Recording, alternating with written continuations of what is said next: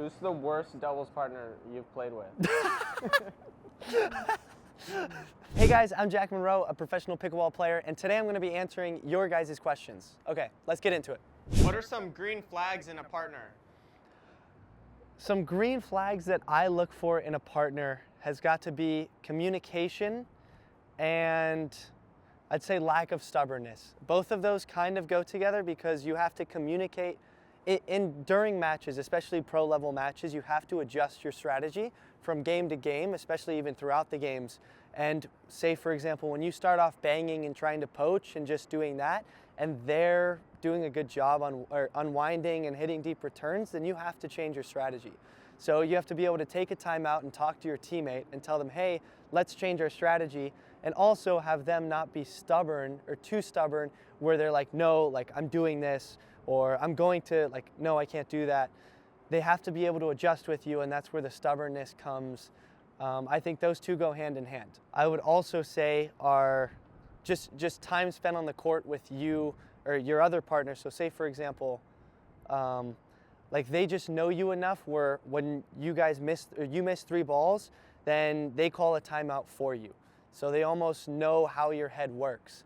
They know that sometimes as soon as you miss a ball and then look down at your paddle, then they know that's a cue for them that you're not confident in that shot or your paddle in that specific scenario. So they're able to take more, help reduce your stress, or reduce your stress because they're taking that ball now.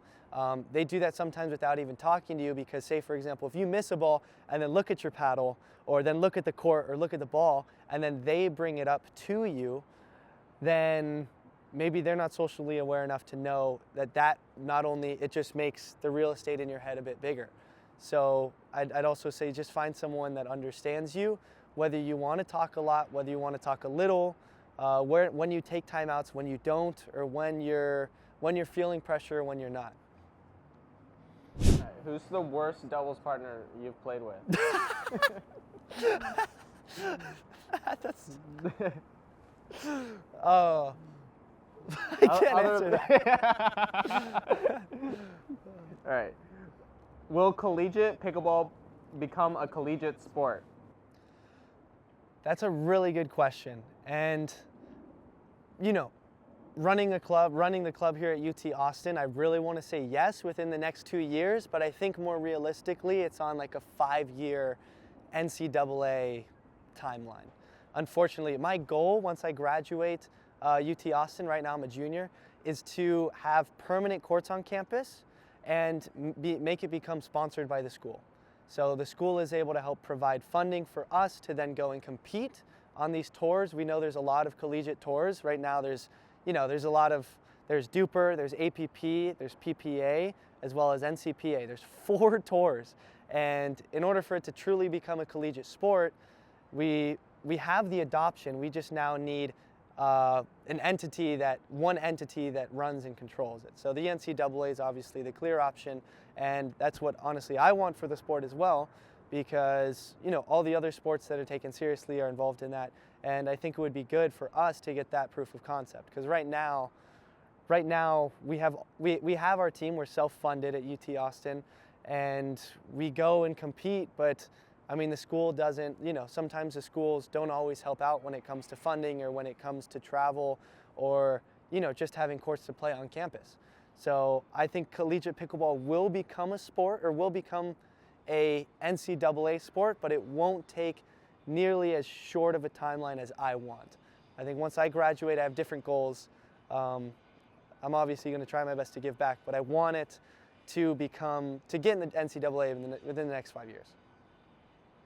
Should players develop offensive or a defensive game? So I love talking strategy. I could talk your guys' ear off forever. But personally, if I had a 14-year-old kid right here and he was like, hey, should I develop a more offensive or defensive game? I would say definitely an offensive game. And a great example of that's Kwong. It's not only is an offensive game scarier to play against, but it's also easier to get results. So when you have an offensive game, it's easier to make upsets happen.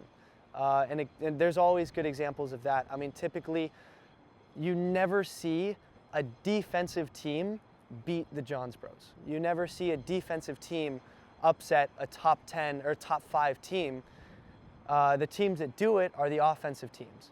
And so I think that helps a lot when it comes to breakouts and exposures.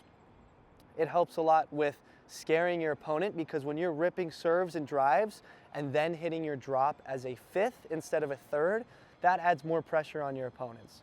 So especially with paddles getting popular, that's a completely different subtopic, but I think the offensive game will yield a lot more in the short and long run than having a defensive game. A defensive game, you're able to get balls back, but that is older pickleball, that's 2-3 years ago and past that. Right now we're moving towards speeding up those 50-50 balls, being more aggressive at the kitchen, and even if it's below your knee high, reaching and taking it out of the air just to get that speed up. So I would definitely say develop an offensive game. I'll also note that the importance of slices are becoming more and more obsolete. So a lot more people are rolling thirds, are rolling dinks, especially on neutral balls, as you should.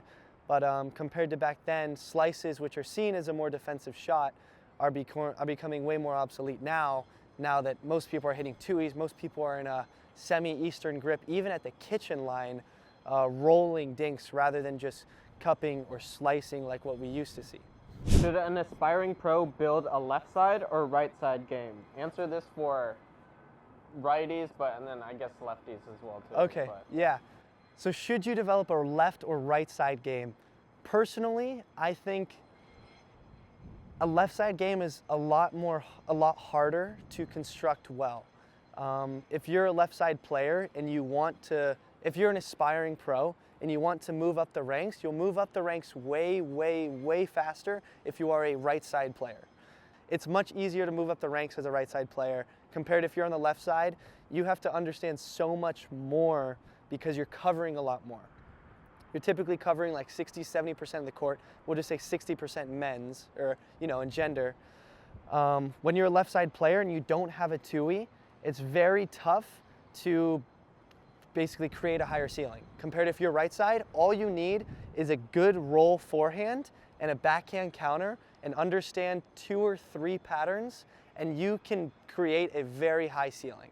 If you're a left side player, you need to understand a lot more patterns, have a lot more shots in the bank, and a lot more strategies in your arsenal compared if you're a right side player. So it's easier as an aspiring pro to move up the ranks being a right side player. So thank you all for joining me. I'll make sure to do another one of these if you guys like it. Make sure to follow me on Instagram. That's where I put these polls or questions in so you guys can go ahead and fill them out.